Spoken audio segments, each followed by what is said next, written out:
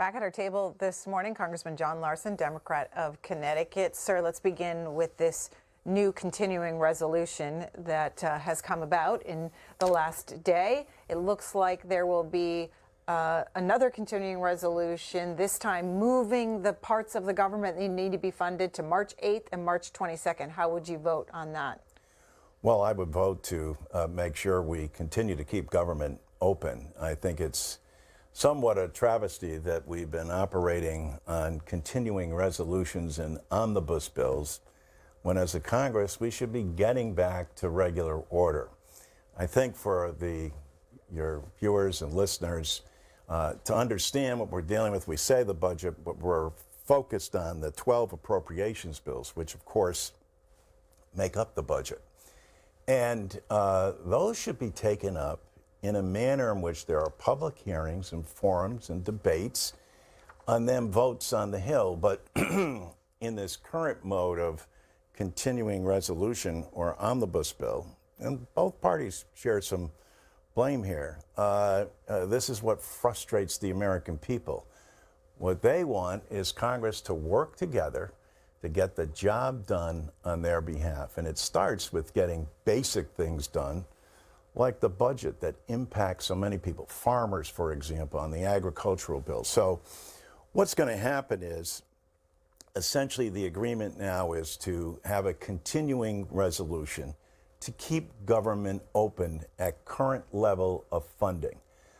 That will, instead of shutting down tomorrow on the 1st, government will remain open until the 8th, at which time 6 of the appropriations bills will be taken up. That's half of the bills that need to be done on the 8th, and the remainder by the 22nd. So to your question, yes, I'm in favor of voting on that, opening it up, and making sure that we continue to fund government at the levels that are required for the American people. If this continues, continuing resolution after continuing resolution, will conservative Republicans get their way in that then there will be a 1% cut across the board? Well, you have to think that that's a great question. It's part of their strategy, one would think. Then why vote yes? Well, because you want to keep government open. So if you're going to shut down government, how is that aiding or abetting the very concerns that we have for the American people?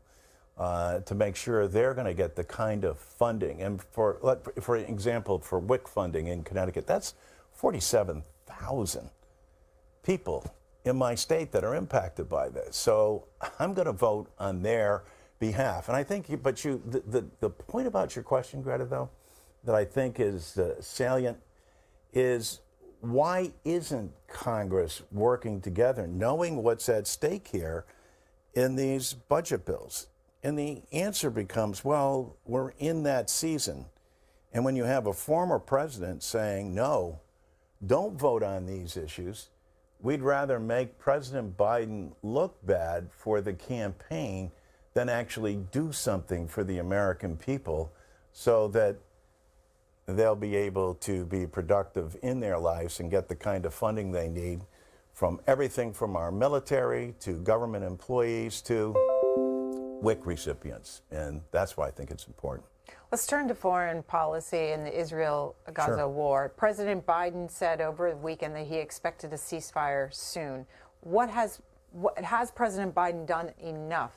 I think this is why the country should be proud that we have someone in the White House who thoroughly understands foreign policy, who has the experience and the expertise, and has made appropriate demands.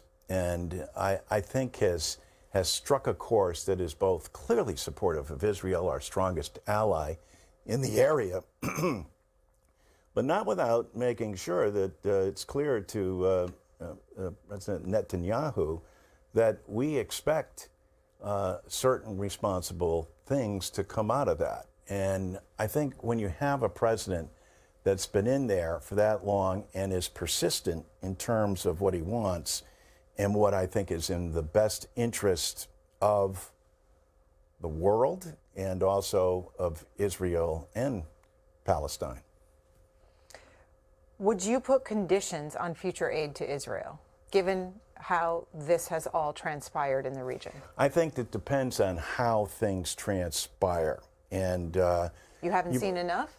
Well, I think what I've heard is that President Netanyahu has said that he doesn't favor a two-state solution, that he's more conservative in terms of his projections, and even people in Israel are concerned about some of the positions that he's taken. So when you say conditions, I think that depends on what those conditions are. But clearly, we stand with the President of the United States in the conditions that he's asked for, including a ceasefire, but also including making sure that in Gaza, that we get a better handle on what's happening there, and we follow the concerns that the President has laid out. President Biden, former President Trump, both headed to the border today, having these dueling events, if you will. So is there a vulnerability with President Biden on the border issue and his re-election efforts? I don't know that there's a vulnerability, but I think the American people can see this for what it is. There is no question that we have a border problem and a border concern. So the optimal thing to do is for Congress to come together, like Senator Murphy did up in the Senate. I commend him for his efforts. We thought we were on the verge of a deal that was struck with conservative Republicans and moderate to left-leaning Democrats, and then all of a sudden, boom, it went away. It went away because the former president would rather have it as an issue than solve the problem. And so I think where President Biden will stand tall is in his continued effort to solve the problem. There is no question that the border is an issue. Congresswoman Linda Sanchez has probably the most comprehensive immigration reform bill in Congress.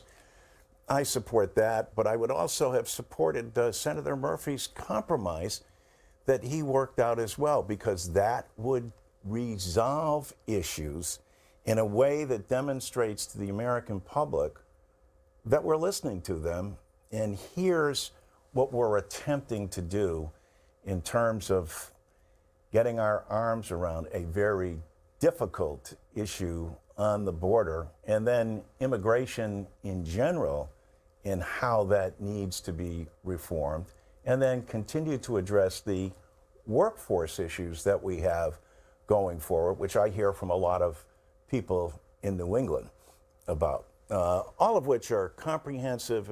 But what should be demanded here, Greta, is that we work together. I think Senator Murphy laid it out perfectly to solve a problem in a bipartisan fashion. The issue here is to solve the problem, not to see who gets the credit, Democrat or Republican.